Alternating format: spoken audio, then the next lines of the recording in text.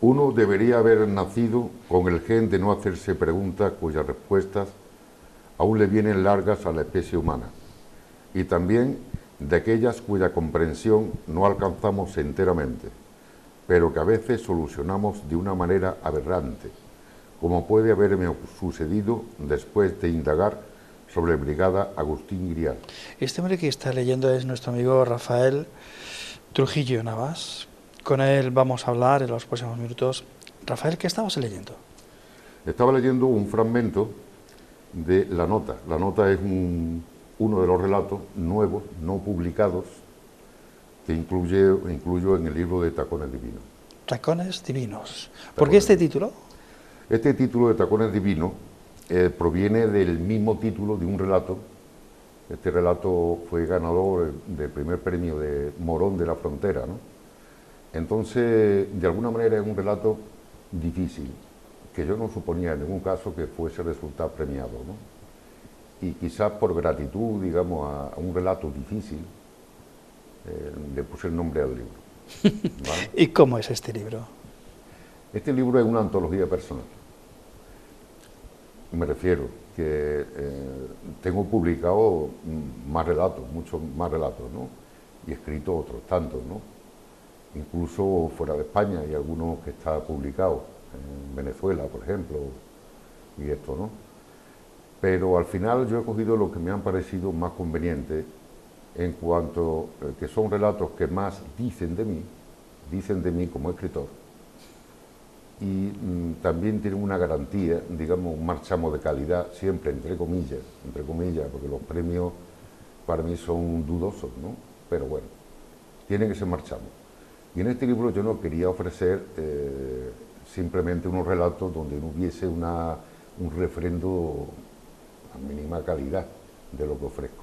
Entonces en este libro se acompañan esos relatos premiados, que ya están publicados, que han sido presentados oficialmente, pero que no me ha importado incluirlo en la antología, ¿no? Más otros, como este fragmento que estaba leyendo de La Nota, que son enteramente nuevos. O sea, son relatos que yo me he cuidado de no mandarlo a ningún sitio, ni siquiera a internet, ¿no?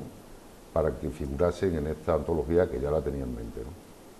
¿Y qué nos cuentas en estos relatos?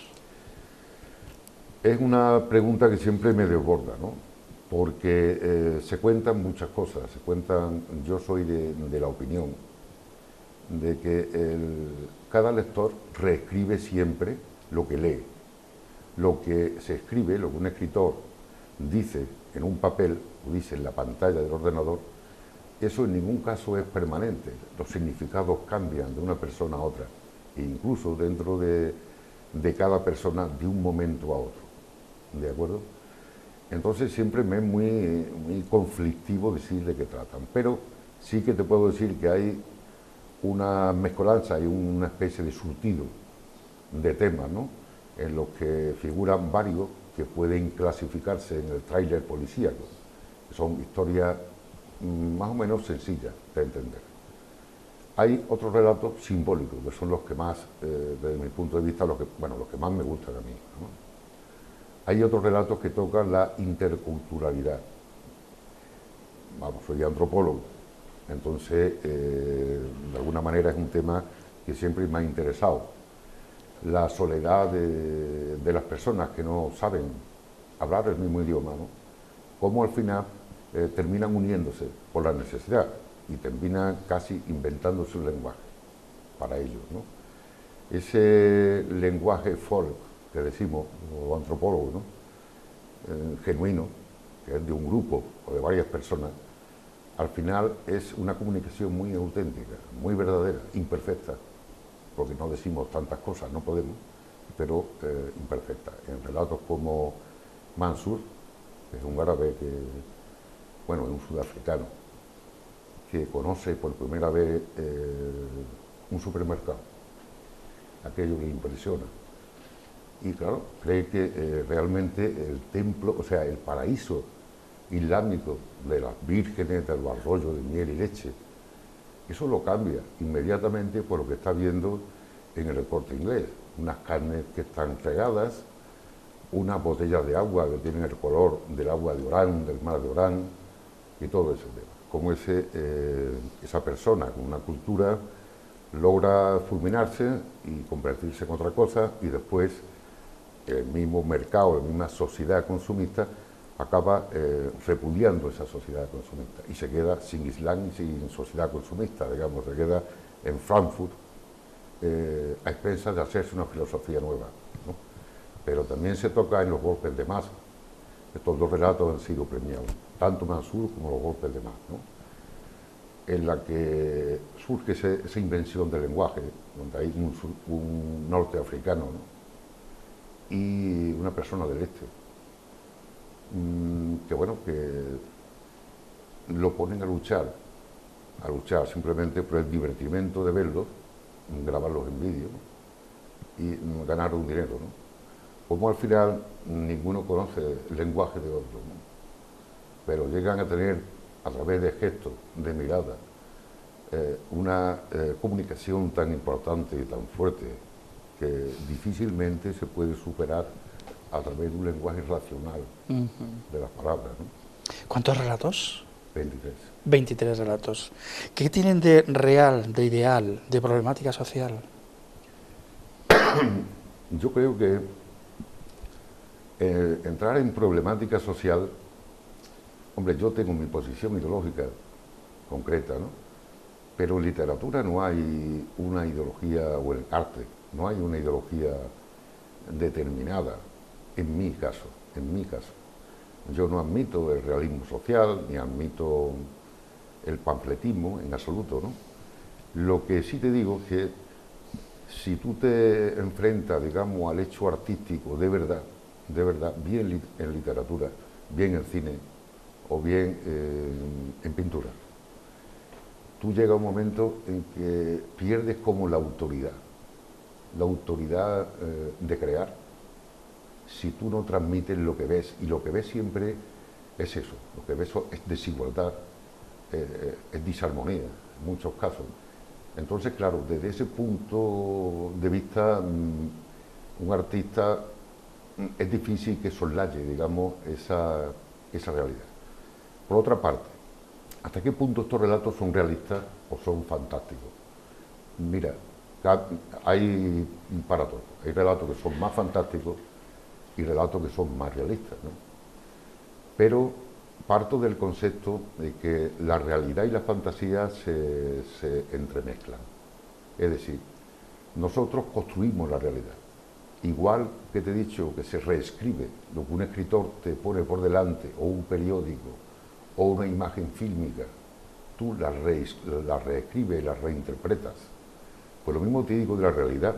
La realidad es una falacia por sí misma, la fantasía es otra falacia por sí misma en literatura. Existe algo diferente que la trasciende, una entidad diferente a la realidad y a la fantasía que la trasciende, que no es otra cosa que la mezcla. Es imposible que nosotros podamos movernos en la realidad estricta, ¿no? Es imposible. Los sentidos nos proporcionan datos, pero que es imposible. Tú construyes según un posicionamiento que me ha influido mucho, ¿no? que bueno, es de un filósofo, es de Kant, ¿no? Y por supuesto del escritor que a mí, al que le debo quizás pues dedicarme un poco a esto, ¿no? Que es Marcel Proust. Marcel Proust pues hace esa recreación, después en otros escritores lo mismo, o sea, en Cortázar tú ves que, bueno, que la realidad en sí misma tiene fisuras, y que por esas fisuras, digamos, se cuela una interpretación fantástica, pero al final no sabe diferenciar exactamente qué está pasando, si es datos reales y objetivos, o una mezcla de los dos, o simplemente una interpretación tuya. En esos relatos aparece también Rafael. ¿Es protagonista también Rafael? Sí, te entiendo perfectamente, sí. Trozos de mí. Digamos que hay un proyecto ahora de novela, que lo estoy trabajando, en lo que sí te podría decir, mira, sí, aparece Baena, con todos sus términos, Baena, aparece el río Guajó, y aparezco yo. Y aparecen otros conocidos míos de determinada época de Baena, ¿no? Pero todavía no hay un relato de los 23 en el que diga, bueno, este va a ser este hombre, no. Hay trozos de mí, hay apreciaciones, pero en realidad le he dejado a los personajes que hablen y se expresen por ellos mismos, ¿no? Qué difícil meterse en personajes distintos, ¿no? En historias distintas, ¿no? Es un trabajo, no te voy a decir que no. Yo creo que la inspiración o la musa, si quieres llamarle, ¿no? Creo también que, bueno, la musa o esa gracia divina que se le da a los artistas, yo no he escrito nunca en ella. Yo pinto al óleo, he vendido cuadros, he hecho youtuber también de vídeo con actores, me encanta todos los sistemas de expresión. Pero yo esa gracia divina, esa facultad innata de crear, la verdad es que no estoy convencido de ella. No estoy convencido de ella porque en realidad cualquier ser humano, hombre o mujer, de una cultura o de otra, partimos casi de la misma memoria colectiva, del mismo inconsciente colectivo, como decía Jung, o los mismos arquetipos, ¿no? Entonces, ¿en qué se diferencia uno que no escriba de otro que escriba?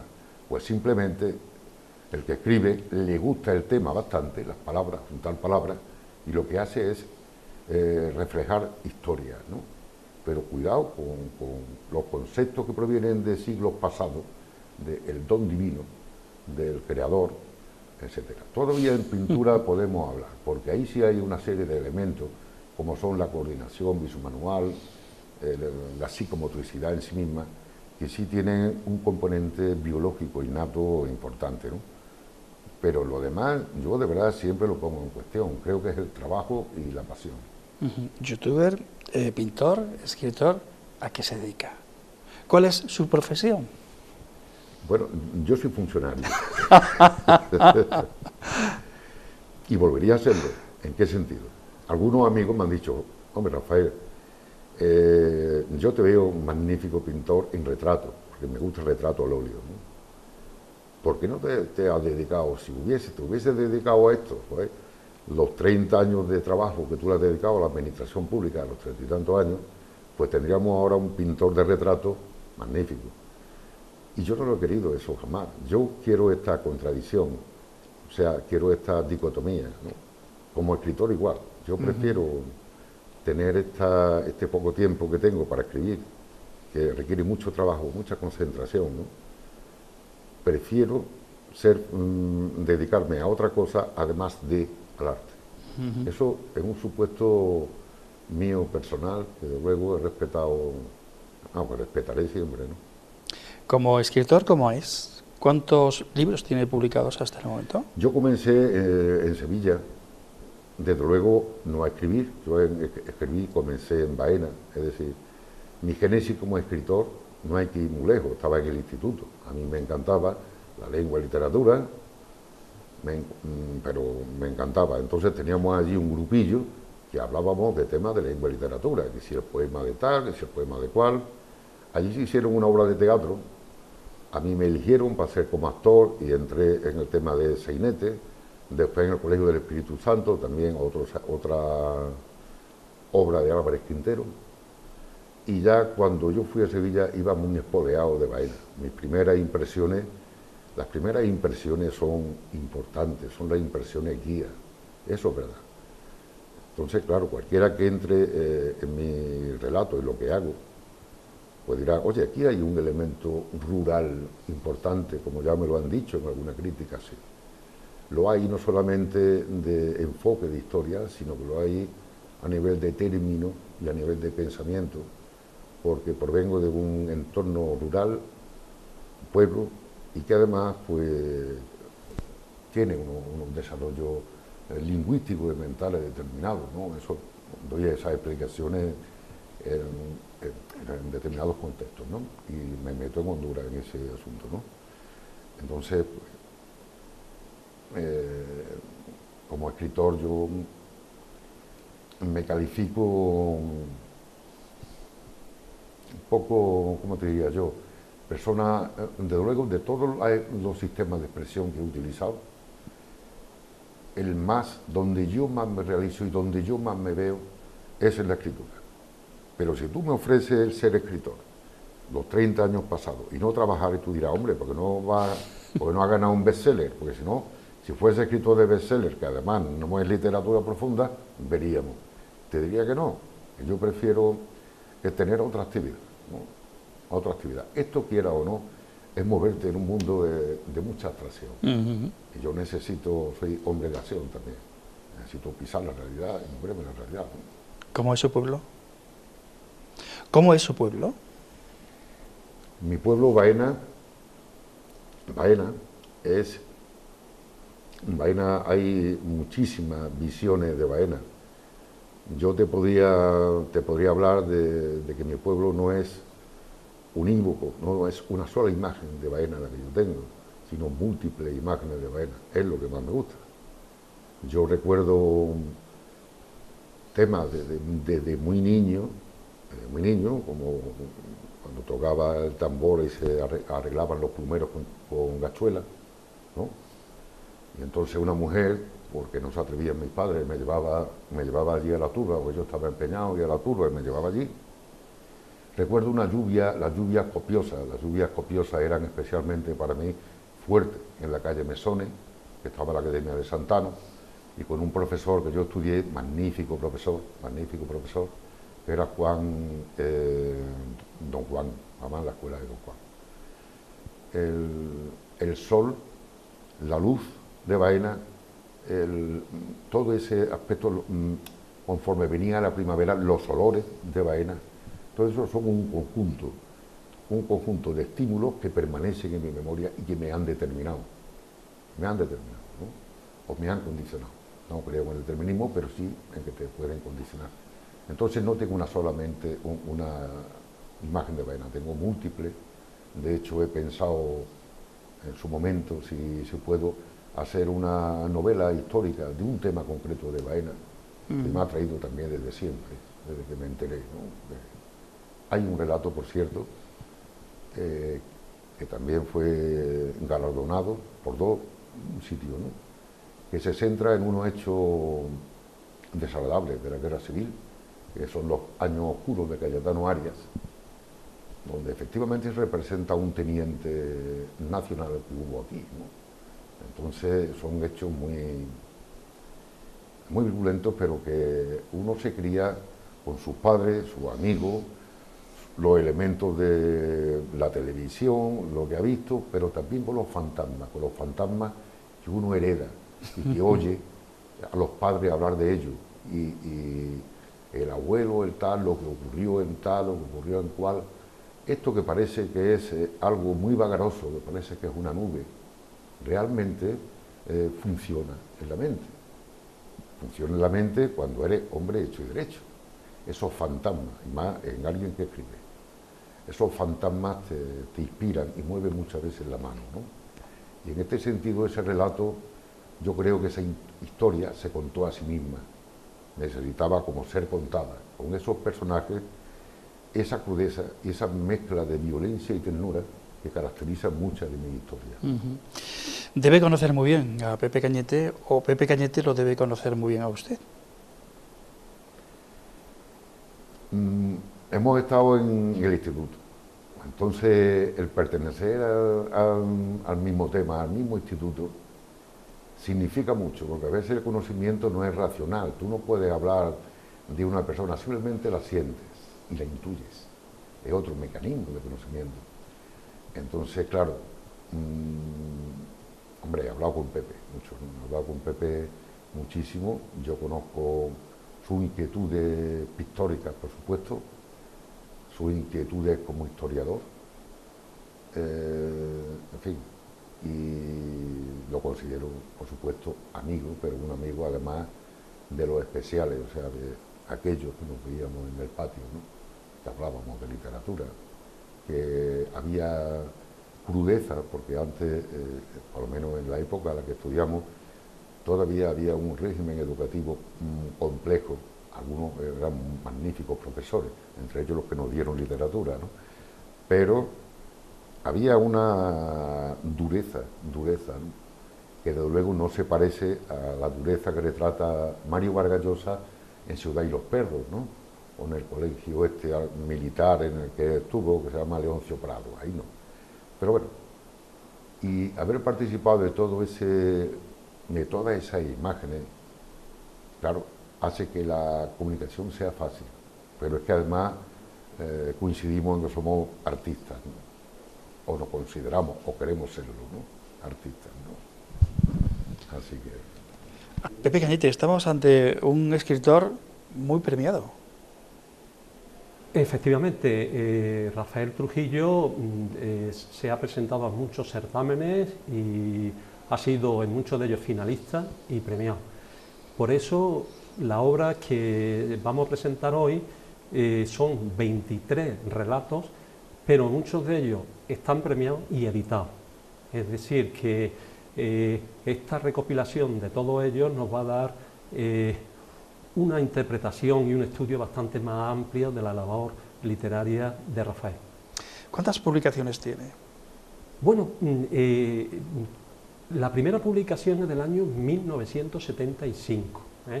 Él se inició en el mundo literario con la poesía. De hecho, ha pertenecido y pertenece a varios grupos sevillanos de poesía. Pero posteriormente él se dio cuenta que lo que realmente le interesaba era la narrativa, porque de esta forma podía expresar otros aspectos, no solamente emotivos, sino también dentro de las conductas que en su obra literaria se ve, que presenta esta dualidad entre lo que es la violencia y lo que es la ternura. Eso es una parte importante de la conducta humana de su libro. Pues la narrativa le iba a ofrecer más posibilidades, por eso pues ahora está escribiendo de hecho una novela muy amplia y tiene la dedicación, por así decirlo, exclusiva a la prosa. Pepe Cañete se ha encargado del prólogo. En ese prólogo, ¿qué decimos? ¿Qué contamos? Bueno, este prólogo la verdad que ha sido un estudio bastante exhaustivo de toda su obra, de estos 23 relatos, y lo que he intentado es llegar a unas características generales de su obra, de estos 23 relatos. Entonces, estos aspectos no solamente han sido literarios, sino también de contenido, también de forma de llegar a esos personajes en un espacio, en un tiempo, y la conclusión en el prólogo pues son pues estas características. Hablo, por ejemplo, de la importancia que tiene esta dualidad que he dicho de la conducta humana, la importancia que tiene las artes en su obra, por ejemplo, la música, la fotografía, el cine. También siempre hay un personaje clave y fundamental que es la mujer desde el punto de vista sexual y sensual. El erotismo siempre está presente, y también sobre todo esa parte de la muerte, esa parte de la novela policial negra, que nos encontramos episodios y formas de actuar muy contradictorios, y durante el propio ritmo de su propia obra, a pesar de que lo va estructurando y componiendo muy bien, al final nos encontramos una gran sorpresa, y esto implica una gran reflexión sobre su obra, y nos quedamos realmente un poco como fuera de juego.